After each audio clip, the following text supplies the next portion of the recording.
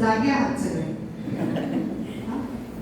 आदरणीय व्यासपीठावरील सर्व मान्यवर, इथे सगळ्या उपस्थित असलेल्या माझ्या छोट्या मैत्रिणी आणि सर्व शिक्षक वर्ग, पहिल्यांदा मी तुमचं सगळ्यांचं स्वागत करते.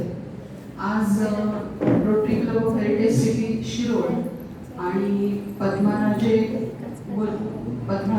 Junior college and high school Shirol यांच्या संयुक्त विद्यमानाने आज आपण म्हणजे मुलगी वयात येताना या कार्यक्रमाचं आयोजन केलेलं आहे.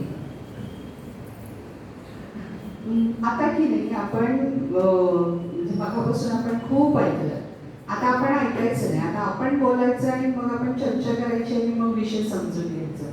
असं करूया, चालेल ना?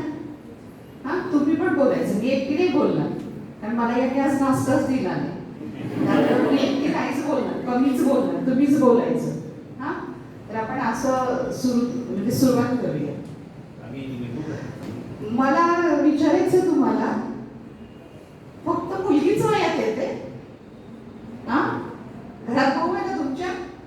आहे की नाही? भाऊ आहे की प्रत्येकाला? मग भाऊ कधी वयात आले ना तुम्हाला नाही कळलं काय? फक्त मुलगीच वयात येते? मुलगीच येते वयात? नाही ना. निसर्ग दोघांना पण समान संधी देतो ना वयात यायची, देतो की नाही? म्हणजे आपण मुलगा असो मुलगी असो दोघंही वयात येतात, बरोबर आहे ना? बरोबर आहे की नाही? सांगा. तुम्हीच मोठ्या होत नाही ना, भाऊ पण तुमचा मोठा होतो की नाही? आणि भावात पण बदल होतात की नाही? होतात ना. पण मग आमच्याच वयात यायचं एवढं कौतुक का करायचं? बरोबर आहे की नाही? तुम्हाला सरळ म्हणतात. आता ह्यांनी सांगितलं खूप जिव्हाळ्याचा विषय सांगितलं की नाही मगाशी, जिव्हाळ्याचा विषय. आमचाच फक्त मुलींचाच विषय जिव्हाळ्याचा, बाकी पोरांचा नाही. हा, आमचंच कसं काय जिव्हाळ्याचं? बरं, आम्हीच असं काय केलंय? आमच्यावरच एवढी जबाबदारी का? आम्हीच असं काय केलंय की बाबा तुमचा विषय जिव्हाळ्याचा आणि तुम्हीच आयुष्य असं वागायला पाहिजे, तुम्हीच तसं केलं पाहिजे? हा, तुमच्यावरच सगळी जबाबदारी. विचार पडतो की नाही आपल्याला? पडतो ना? हो की नाही? मला उत्तर द्यायची बरं का. आणि मी कुठेही जाईन कुणालाही प्रश्न विचारेन. हा, अगो बाई, आधीच विषय मुलगी वयात येताना आणि त्यात तुम्ही आम्हाला प्रश्न विचारणार, बरोबर आहे ना? पण मला सांगा, तुम्ही शाळेला तर किती दिवसांनी इथे आला? आपण लॉकडाऊन मध्ये सगळे बंद होतो ना, मग किती दिवसांनी आता इथे आला तुम्ही? वर्ष होण्यानंतर, 1.5 वर्षानंतर. शाळा कधी सुरू झाली तुमची? ह्या 5 तारखेला. हा, 5 ऑगस्टला. अच्छा, म्हणजे अगदच म्हणजे जवळजवळ महिना होता म्हणजे तुम्ही यायला लागला. किती छान वाटलं ना शाळेला आल्यानंतर? मस्त वाटलं ना? अगदी असं फुलपाखरासारखं उडत उडत उडत उडत आला ना? नाही आला? इथं जायची नाही स्कूलला असंच, अशी उडत उडत उडत उडत, नाहीतर अशी पळत पळत पळत. हा, तुम्हाला पण आवडलं ना असं शाळेत यायला? मजा वाटली ना? आता आपण मुख्य विषयाकडे येऊ. आपला विषय काय आहे? मुलगी वयात येताना. तर आपण असं करूया, आपला जिव्हाळ्याचा विषय आहे, फक्त तुमचा आणि माझा विषय आहे, यांना आपण जायला सांगूया. हे जाऊ दे, आपला जिव्हाळ्याचा विषय आपला आपण समजून घेऊया. आपण नको यांना सांगायला.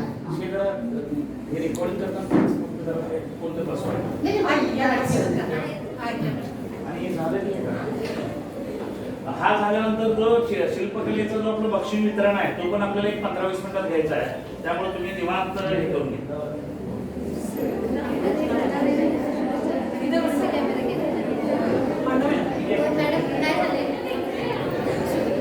हा फ्रंट कॅमेरा केल्यामुळे इकडून आम्हाला कळणार नाही की शूटिंग चालू आहे का, म्हणजे व्हिडिओ चालू आहे. फिरवायला लागला तर हे इथं असू दे, नाही ना? त्यांना दिसतंय की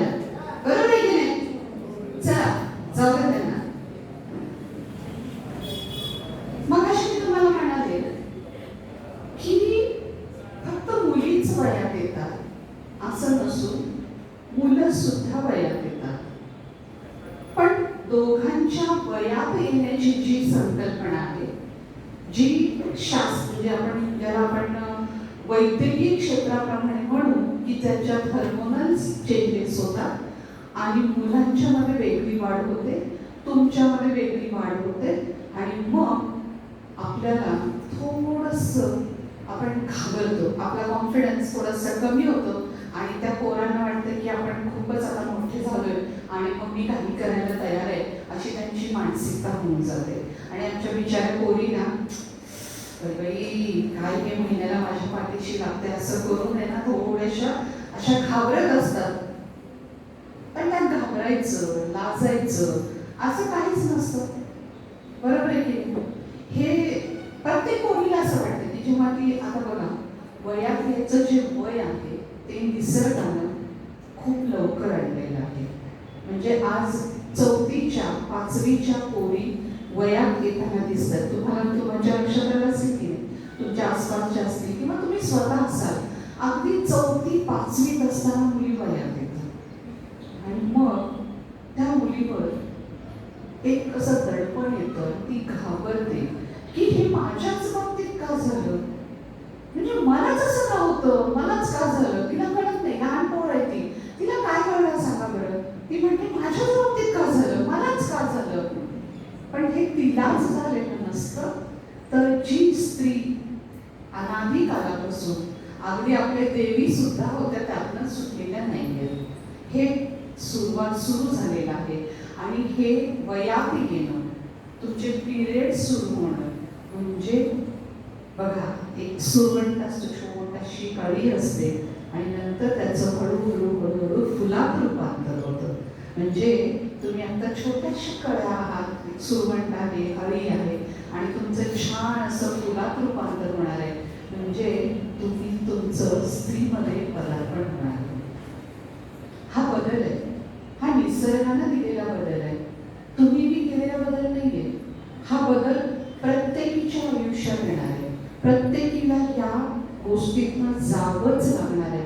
कारण निसर्ग निर्मिती असेल, सृजनशीलता म्हणजे नवनिर्मिती करायची असेल तर ती स्त्रीकडूनच होते आणि त्यासाठी ह्या स्त्रीमध्ये म्हणजे तुमच्यामध्ये हे बदल लहानपणीच वयाच्या आता आधी 14-15 असं व्हायचं, पण आता 10-11 वर्षाच्या मुली सुद्धा वयात यायला लागल्या. त्याची कारणं कदाचित वेगळी असतील, आपण त्याच्याकडे नको जायला. पण हे वयात येणं हे आपल्याला असं वाटतं की काय हे नको, ते मला नको, मला त्रास होतो, मला ते 4 दिवस असं वेगळं फील होतं, कसं तरीच वाटतं, इरिटेट वाटतं की नाही तुम्हाला? वाटतं ना? हा नको वाटतं. माझ्या बाबतीत काय झालं सांगते. माझी मुलगी आहे ना ती वयात आली आणि आई म्हणून मी घाबरले. अरे बापरे माझ्या मुलीला असं झालं आणि अचानक झालं आणि मी घाबरून गेले. पण माझ्या मुलीला सांगितलं मम्मी तू कशाला टेन्शन घेते.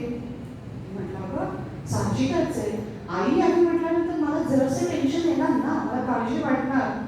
तिने मला काय उत्तर दिलं असेल, काय उत्तर दिलं असेल माहितीये? अगं मम्मी स्टेफी के साथ जिंदगी आसान हो जाएगी.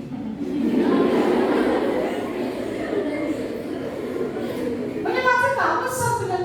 म्हणजे मला तिला सांगायलाच लागलं नाही की अगं असं. म्हणजे मी क्षणभर खालीच बसले आणि मला कळायच ना की आत्ताची ही पिढी म्हणजे खरं तर तुम्हाला काही सांगायलाच लागत नाही. ह्या रोटरी वाल्यांना कामच नाहीये, हा विषय नाही.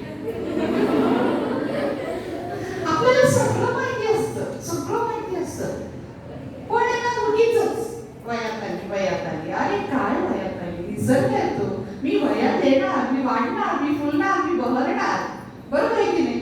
पण तुम्ही कशाला मला सांगता की तू वयात आलीस, तू वयात आलीस. माहिती नाही ना, त्याच्या मागे एक कारण आहे की हे तुम्हाला का सांगितलं जातं, कशासाठी सांगितलं जातं. आई बाबांना तुमचीच काळजी का असते, मुलाची काळजी नसते का? असते. पण तुमची काळजी का असते? तर आपण थोडक्यात पहिल्यांदा हे जाणून घेऊया की पिरियड्स होतात म्हणजे नेमकं काय होतंय. मला वाटतं मी तुम्हाला त्यानंतर थोड्या वेळाने त्याचे व्हिडिओज दाखवणार आहे, म्हणजे तुम्हाला छान वाटेल, मजा वाटेल की भाषण ऐकण्यापेक्षा ते बघितलेलं बरं असं तुम्ही म्हणणार. त्यामुळे मी आणलंय, काळजी नका करू. तर बघा, एका वयात आल्यानंतर आपल्या शरीरामध्ये हार्मोनल चेंजेस होतात आणि ते चेंजेस व्हायला लागले की आपल्या शरीरामध्ये जे काही आपण दिसतो त्याच्यामध्ये सुद्धा बदल व्हायला लागतात. एखादी मुलगी अचानकच अशी मोठी दिसायला लागते, तिचे स्तन वाढायला लागतात, तिचे केस म्हणजे यायला लागतात, म्हणजे अगदी आपले जे शारीरिक प्रायव्हेट पार्ट्स असतात तिथं यायला लागतात आणि तिच्या चेहऱ्यावर छानपैकी ग्लो यायला लागतो आणि सारखं सारखं मला आरशात बघावं असं वाटतं. एकच आता आरशात बघायला लागतं आणि मग आईला कळतं की माझी पोर आता वयात यायला लागलीये आणि मग तिच्यावर लक्ष ठेवायला हवं. बरोबर आहे की नाही? नुसतंच एकच आता असं करत गेलं आपण, नुसतंच डोकावायचं आणि स्वतः छान असायचं. अरे वा, मी किती छान असायचं. पण हे खूप छान आहे. आपल्यात झालेले बदल आपण स्वतः एन्जॉय करणं, भले दुसरे म्हणत न म्हणत पण आपण स्वतः खूप छान दिसतोय असं स्वतःला सांगणं आणि आनंदी राहणं हे खूप महत्वाचं आहे. आणि तुम्ही ते राहताय आणि ते राहायची आता ही वेळ असते हे मला नक्की माहित आहे. कुणाच्या आईने तुम्हाला जवळ बोलवलं का? तुमच्या कोणातल्या अशी आई आहे का की तिने तुम्हाला जवळ बोलवलं आणि तिने सांगितलं की हे बघ, तुझ्यात आता शारीरिक बदल व्हायला लागले आणि तू आता कसं वागायचं? असं कुठल्या आईने कुणाला सांगितलं का इथे? नाही सांगितलं? नाही सांगितलं? आपण त्या आयांचा क्लास घेऊया. मॅडम, ह्या सगळ्या पोरींच्या आयांना बोलवाय का एकदा पालक मिटिंगला? त्यांच्या सगळ्यांचे क्लास घेऊया. फक्त त्या संध्याकाळी 7 वाजल्यापासून रात्री 8, 9, 10 वाजेपर्यंत टीव्ही बघतात, पोरगीकडे लक्ष नाही. आपण त्यांना ओरडूया. ओरडूया की नाही? नुसतं टीव्ही बघते, दुपारी टीव्ही बघते, रात्री टीव्ही बघते, पोरीकडे लक्ष नाही. ह्या मॅडम पालक संवाद. तर तुमच्याकडे झालेले बदल हे तुम्हाला कळण्याआधी बाहेर लोकांना कळतात. पोरगी वयात आली म्हणून. तर आई तेव्हा तुम्हाला म्हणते की रस्त्याने जाताना नीट जा, हे तर नक्की सांगत असेल. कुणाकडे बघू नको, खाली मान घाल, असं सरळ जा, अशीच म्हणते की नाही? इकडे तिकडे बघायला काय झालं तुला, असं बघू नको, अशीच म्हणते ना? हा. आणि कपडे असे घाल, असंच दिसायला पाहिजे, ओढणीच अशीच घे, असंच सांगते आई. आणि दुसरं काही सांगतच नाही. मग तुम्हाला राग येतो, हे काय आई नवीन चालू केले म्हणून. मला जीन्स घालायची असते, मला टी शर्ट घालायचं असतं, स्कूलमध्ये बघा अशा युनिफॉर्म घालून येतो. हे बदल जे असतात याची कारण आपण पुढे बघणार आहोत की आपली आई असं का सांगते. जेव्हा तुम्ही वयात येता तेव्हा स्त्री बीज जे आपल्या शरीरामध्ये असतं, आता कसं होतं की स्त्री बीज आणि पुरुष बीज याचं मिलन झालं नाही तर ते एका विशिष्ट म्हणजे जवळजवळ 28 दिवस असेल किंवा 24 दिवस असेल ते फुटतं आणि ते फुटल्यानंतर ते रक्त आपल्या शरीरातून बाहेर जात असतं. मग काही आपण म्हणतो की ते अशुद्ध रक्त आहे, काही जण म्हणतात की ते म्हणजे काय म्हणतात ते चांगलं नसतं, असं बऱ्याच संकल्पना अंधश्रद्धा आपल्या ह्या आहेत. पण असं रक्त हे प्रत्येक स्त्रीच्या शरीरातून महिन्याचे 3 किंवा 4 दिवस हे जातच असतात.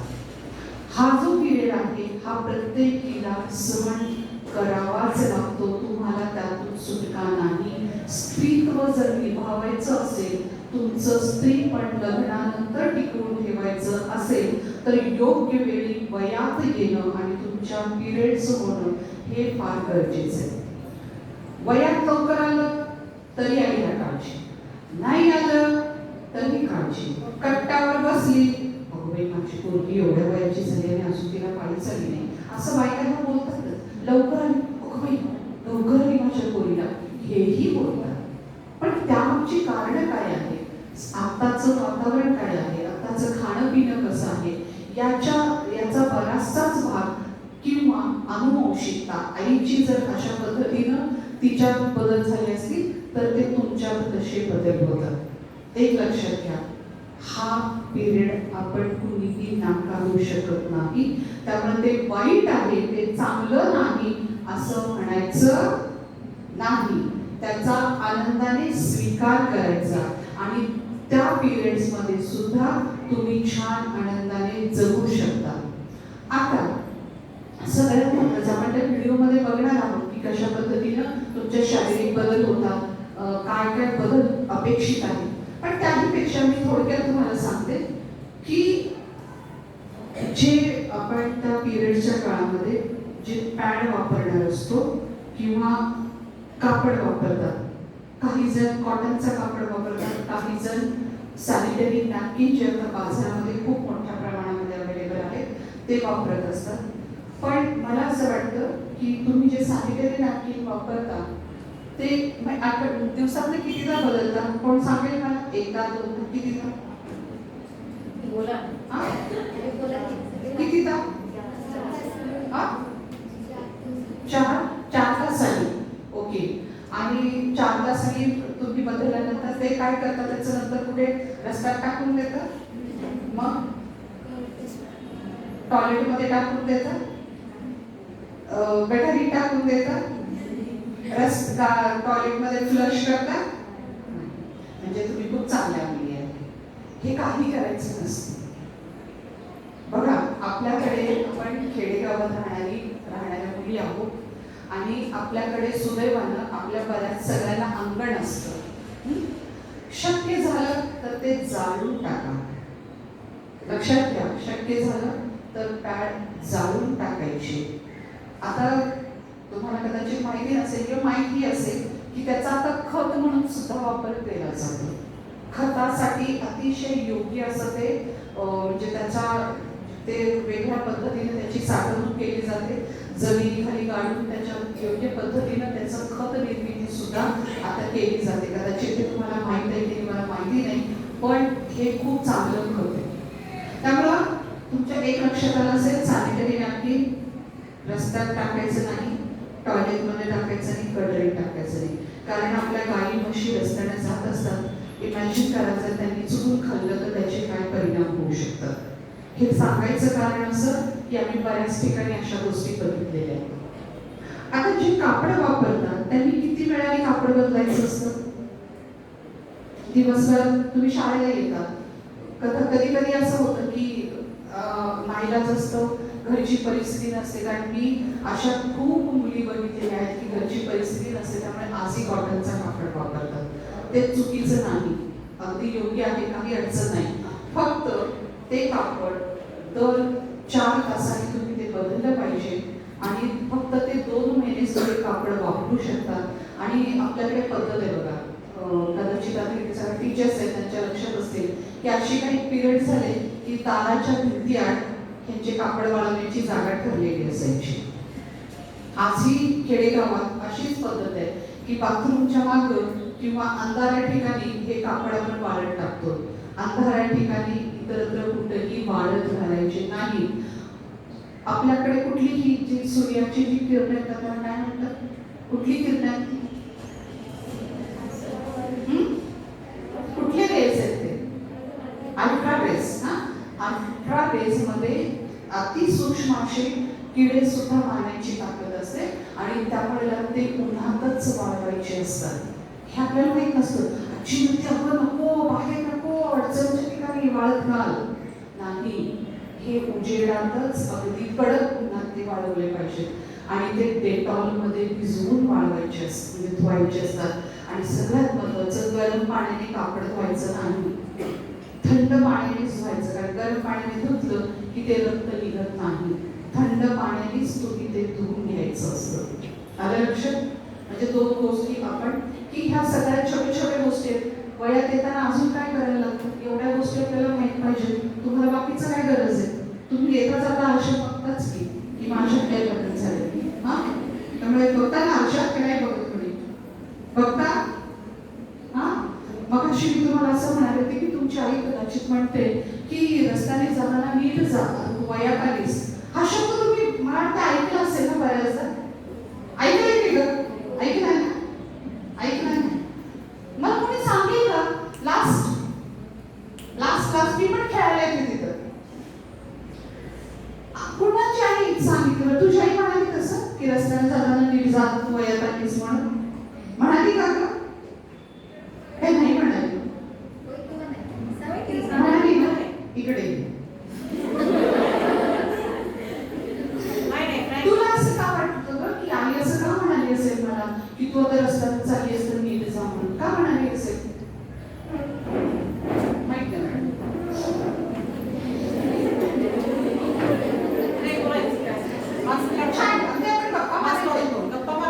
हा विषय तुम्ही जितक्या शांतपणे याच्या पुढे मी जी माहिती सांगणार आहे ही माहिती तुम्हाला आता व्हिडिओमध्ये सगळी बघायला मिळणार आहे. हा भाग नाहीये, पण याच्या नंतरचा जो भाग आहे तो तुमच्यासाठी फार महत्वाचा आहे आणि तो आपण जास्त समजून घ्यायचा आहे. तर तू मला सांग की आई असं का म्हणत असेल ग?